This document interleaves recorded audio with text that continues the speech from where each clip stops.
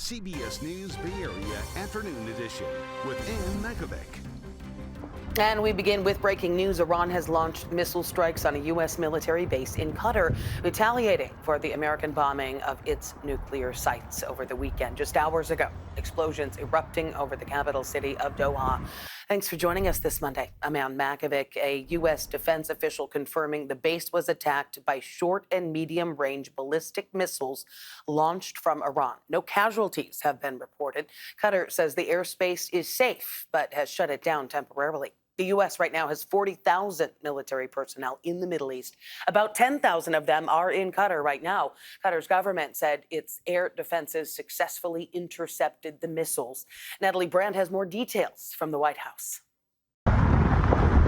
The government of Qatar has confirmed it intercepted a missile attack on the Al Udeid air base outside Doha, the largest U.S. military base in the Middle East. A senior Trump administration official says the White House and Department of Defense are closely monitoring potential threats to the base.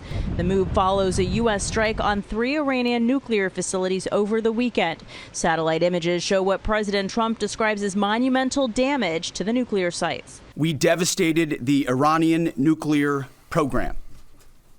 But it's worth noting the operation did not target Iranian troops or the Iranian people. But Iran's army commander-in-chief warned the U.S. will receive a, quote, firm response.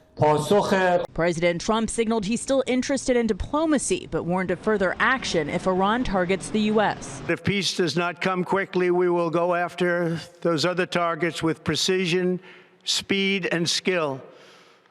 Most of them can be taken out in a matter of minutes. Secretary of State Marco Rubio said the U.S. is ready to meet with Iran. The Trump administration says the goal of the United States is not regime change. I think the president has been very clear that we are not interested in protracted conflicts in the Middle East. But this social media post Sunday is muddying the waters as the president asked if the current Iranian regime is unable to make Iran great again, why wouldn't there be a regime change? But if they refuse to engage in diplomacy moving forward, why shouldn't the Iranian people rise up against this brutal terrorist regime? That's a question the president raised last night. Ahead of Iran's retaliation, the State Department warned U.S. citizens in Qatar to shelter in place. The Department of Homeland Security is warning of a heightened, threatened environment in the wake of the strikes. In a new bulletin, DHS is warning cyber attacks are likely and attacks by violent extremists are possible. The State Department is issuing a worldwide security alert advising people to take caution, especially if they travel overseas. And we have just learned that Qatar Airways has temporarily suspended all flights to and from the country. This is a live look at SFO. One flight from Doha to San Francisco is currently en route. A second one has been canceled, and a flight headed for Doha is currently listed as on time for a departure at 4:40 p.m., but we're told that will likely be canceled. Iranian Americans here in the Bay Area are reacting to the escalating conflict. 2 separate demonstrations took place in front of San Francisco's Ferry Building yesterday. They all want a regime change in Iran, but one group believes war is the only way to achieve it, while the other insists it must be done peacefully. My heart is there. Yes, I do cry for my people, but this is the only way we can get rid of this regime. My niece, she said, I'd rather to die during this war and then my country is free. Right now, I don't see the light at this really dark tunnel. We are in the dark ages. We're going back to the dark ages. We know that nukes and bombs don't work. As the conflict continues to unfold, local organizers say they plan to continue protests in the coming days. A deadline today in the legal battle between the Trump administration and California over the use of federal troops. In Los Angeles, U.S. District Judge Charles Breyer in San Francisco asked both sides to submit briefings by noon today. Last Friday, Judge Breyer put off issuing any additional rulings, instead asking each side to address whether the Posse Comitatus Act was violated in L.A. That is an act that prohibits troops from conducting civilian law enforcement on U.S. soil. Ahead of Breyer's hearing, the Ninth Circuit Court of Appeals handed the Trump administration a victory, allowing the president to keep control of the Guard troops deployed in response to protests over ICE raids. A federal judge says the Maryland man who was mistakenly deported to El Salvador and returned to the U.S. should be set free while he awaits a criminal trial on smuggling charges. The judge blasted the Justice Department in her order, saying prosecutors failed to make a convincing case that Kilmar Abrego Garcia was a flight risk or a danger to the community. Regardless of the judge's ruling, he is likely to remain in federal immigration custody. The Senate expected to hold a test vote this week on President Trump's so-called Big Beautiful Bill. The domestic policy bill would extend Trump's tax cuts for wealthy Americans and provide more money for defense and border security. It also makes deep cuts in federal spending and some changes to Medicaid. The Senate is expected to debate the bill once it comes to the floor midweek. And the U.S. Supreme Court preparing to release some final opinions later this week. The outstanding cases include some major decisions on birthright citizenship, LGBTQ books in schools, Planned Parenthood funding, access to porn sites, and more. The court is expected to release opinions starting on Thursday. A new development in that boating tragedy in Lake Tahoe. A seventh person has now been confirmed dead after a boat capsized during a sudden storm on Saturday. One person still missing. Today, the El Dorado County Sheriff's Office announced it recovered the body of the seventh victim last evening. Dive teams will continue to search for that last person. The Coast Guard searched for more than 12 hours before suspending its operation yesterday morning. The boat was carrying 10 people Saturday afternoon near D.L. Bliss State Park on the lake's southwest shore when a sudden storm whipped up strong winds and 8-foot waves. Locals say they have never seen anything like it. Dangerous sports and activity kind of call for that kind of dangerous result, but this was exceptionally kind of crazy. Oh, these are photos of the 27-foot boat upside down in the water. 2 people were sent to the hospital with hypothermia and other injuries. No word yet on their condition. Still ahead here at noon and streaming on CBS News Bay Area. Controversy over some eyes in the sky. Drones peering into people's backyards in the North Bay. What they're looking for and why some neighbors say it's a clear invasion of privacy.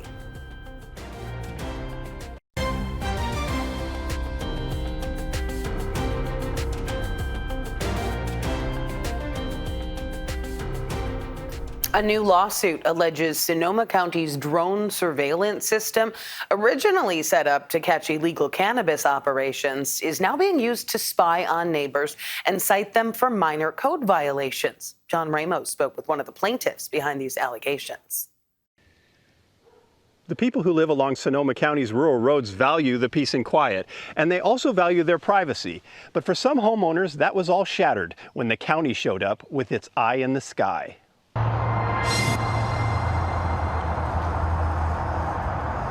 In 2019, Sonoma County authorized the purchase of a drone. It was intended to help identify illegal cannabis grows in remote areas. But since then, there's been a lot of mission creep, which in this case is just plain creepy. Oh, when I saw the drone, I walking around this side, and I saw the drone like over me, and then listened to the drone. I'm really confused and scared because I see the drone like close to me. I can't see the drone. Sadi Vega works at the Cloven Hoof Farm, an animal rescue facility owned by Nicola Schmitz. Nicola is deaf, but it wasn't hard to see the drone hovering over her backyard. I noticed something flying around. It was pretty big. It was actually very big. And I thought, hey, what's up? The drone looks like this. It cost about $25,000 and can zoom in and even follow moving objects automatically. It's the property of the county's Code Enforcement Division, which makes sure that people's property conforms to local ordinances and is properly permitted. But the American Civil Liberties Union says they have gone completely rogue, and it has filed a lawsuit on behalf of Schmitz and 2 other property owners for illegally monitoring and recording the private spaces of their homes. So these are areas in their backyards, in their pools, in their hot tubs, And there is California law that makes this illegal. They have been using this drone program for this large category of code enforcement, not just cannabis grows, but what they profess to be a whole swath of code regulations, but they haven't told people that this is what they're doing. In fact, it was a year and a half later that the ACLU contacted Nicola to tell her that her home had been surveilled by the county. She had been blaming the neighbors for the intrusion. Documents discovered by the lawyers allegedly show a code enforcement supervisor trying to keep the program free from restrictions when crafting the drone policy. Quote, "I think that we should leave out language of warrants," it said. "I am concerned about reasonable expectations of privacy as we do look at residences, yards, enclosures, sheds, greenhouses, etc. We do not just stick to open fields when conducting our investigations," end quote. And the fact that Sonoma County is doing this without a warrant should really worry all of us, because it really suggests that Sonoma County is kind of they're kind of invading the core of what our privacy rights are meant to protect, which is our ability to sort of act freely within our own homes without being surveilled by the government. Nicola's surveillance stemmed from a dispute over her adding dirt to her backyard because of erosion following the 2017 Nuns fire. But no one from the county ever told her that they had taken these photos of her home from the sky. I thought this is a violation. This is my private house, my haven. If I don't say anything about this situation, it could get worse and worse. And they could sneak into other people's lives and spy on them, because there's no boundaries. They can come into my space. They could be anywhere. I want to stop this.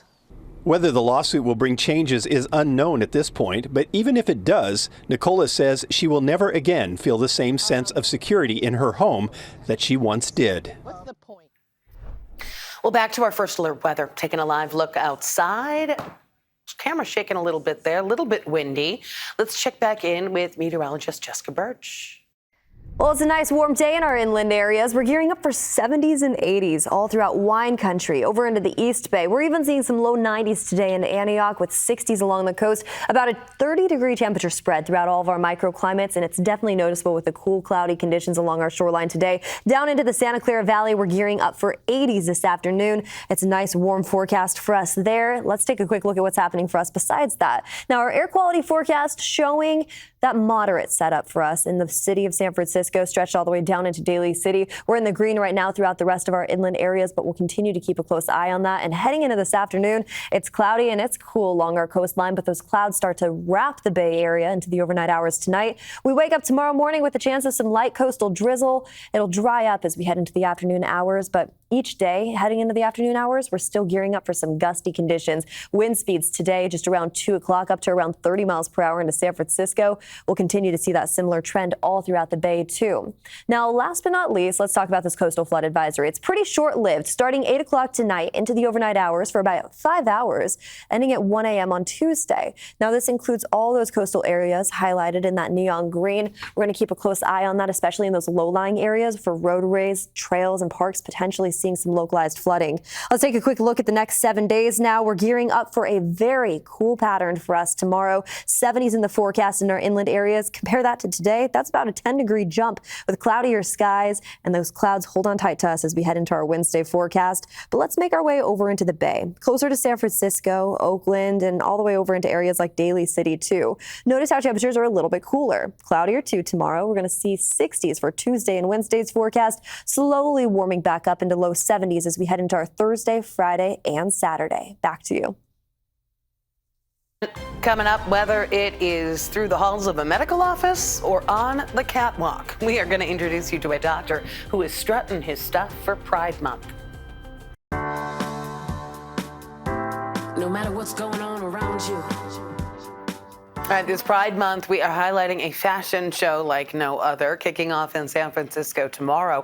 Top designers have been creating looks inspired by leading LGBTQ plus nonprofits in the city. Veronica Macias has more. Dr. Nas Muhammad is a primary care physician, and he's proudly, openly queer. How has it been? Good. I mean, the Apertude is actually much preferred for me. At Astra Medical, he offers healthcare tailored specifically to the LGBTQ+ community. His teal blue blazer is sharp with his scarf tucked inside, adding a vibrant pop of color. But for Dr. Nass, fashion is more than just flair. It's about building bridges, shedding light on basic human rights for his community. The runway is a form of activism. Each design and couture is attention-grabbing. Bold and beautiful looks capturing your eye. In a lot of places around the world, unfortunately, the wrong stories are being told about who an LGBT person is. So for a lot of people, they think it's a crime. They think there are people that are out there to groom your children, to spread disease, to commit crimes. They haven't seen examples or heard stories of LGBT individuals that are, successful. Walking are people who are far from being any type of criminals. They are people fighting for the right to seek asylum and issues like gender-affirming medical care. So, I mean, I can speak to my own personal experience. When I went into my primary care physician when I was younger, I had gotten my first STI. And his response was, it almost felt like I was being quarantined in the room. Just his response was not compassionate. He comes from the Middle East, where in Qatar, he could not live true to himself. The language of fashion is something people from all walks of life can relate to. So during Pride, he's telling everyone, walk with us, because love is not a crime. Again, Threads of Pride taking place tomorrow at the Yerba Buena Center for the Arts. The fashion show starts at 5:30. And we'd love you to join us for our special Pride special. It's coming up on Sunday, 10 a.m., Pix Plus. That is the same day as the San Francisco Pride Parade. Coming up, construction for the A's new home has begun. We're going to take a look at the groundbreaking coming up. All right, we are following some breaking news this afternoon. A brush fire has just broken out in Rodeo. That's just off Highway 4 east of Hercules. Our chopper is heading there right now. It's burning near a subdivision. No official evacuations yet, though. We're going to stay on top of that. Again, a brush fire in Hercules. Big milestone, meantime, for the A's move to Las Vegas. Groundbreaking ceremony was held to mark the construction of the Athletics' new ballpark. It's being built at the old Tropicana site. The former Oakland team will be moving to Vegas for the 2028 MLB season. They are playing at Sacramento's Sutter Health Park in the meantime. So the saga continues. Anybody who's been watching the A's back and forth, it's like a long, hard breakup, but this is the beginning of them moving on to their new relationship, apparently. Not bitter. All right, that is it for the afternoon edition on this Monday. Remember, we are streaming 24/7 on the free CBS News app. Just go to Live and then choose Bay Area. We have a lot to keep our eye on this afternoon, from that brush fire in the East Bay to the escalation of violence in the Middle East. We're going to keep you posted.